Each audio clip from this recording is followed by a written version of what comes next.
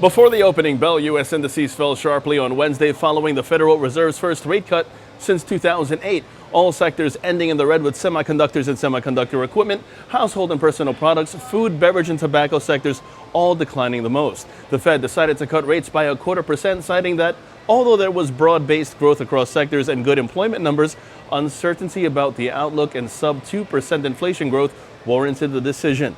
And then Fed Chairman Jerome Powell said the rate cut is not necessarily the start of an easing cycle.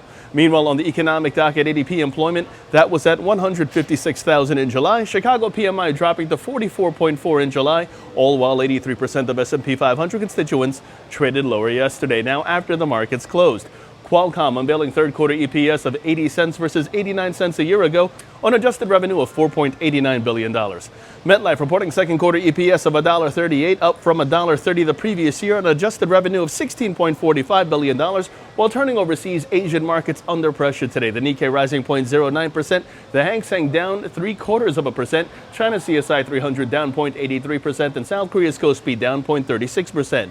European markets bouncing and futures called for a positive start. Now, in terms of expectations today, Verizon Communications, Cigna, S&P Global, General Motors, and Intercontinental Exchange all due out. Well, on the economic docket, 7:30 in the morning, we have the July Challenger jobs cuts numbers. 8:30 in the morning, both continuing, and initial jobless claims figures. 9:45 sees manufacturing PMI, while 10 o'clock in the morning sees ISM manufacturing prices and construction spending.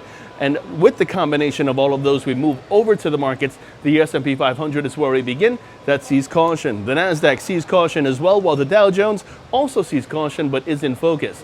The relative strength index mixed and calling for caution. The long positions above 26,750 are favored, with targets at 26,880 and 26,955 in extension.